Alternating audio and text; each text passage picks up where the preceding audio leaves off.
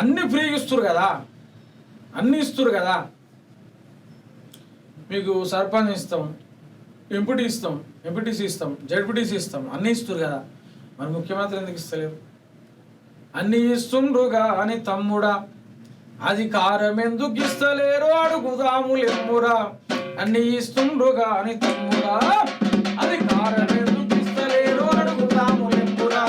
అన్నీ ఇస్తుండ్రుగా అని తమ్ముడా, తన వాళ్ళనేమో మంత్రుల చేస్తా ఉండ్రు, తన వాళ్ళనేమో మంత్రుల చేస్తా ఉండ్రు, తన వాళ్ళనేమో అధికారుల చేస్తుండ్రు, తన వాళ్ళనేమో అధికారుల చేస్తుండ్రు, మన వాళ్ళనేమో చీతాలు ఉండమండ్రు. అన్ని ఇస్తుండ్రుగా అని తమ్ముడా, అధికారం ఎందుకు ఇస్తలేరు అడుగుదాములెమ్మురా. అన్ని ఇస్తుండ్రుగా అని తమ్ముడా.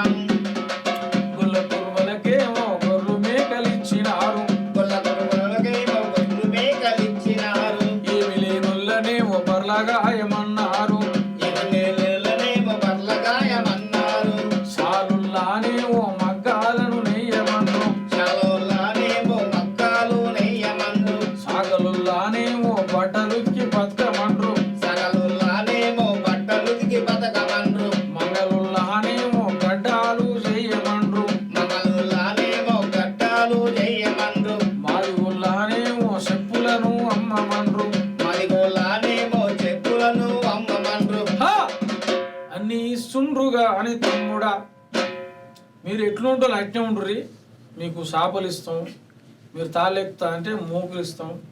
కానీ కేసీఆర్ కొడుకు మాత్రం కారెక్కాలి, అధికారంలో ఉండాలి.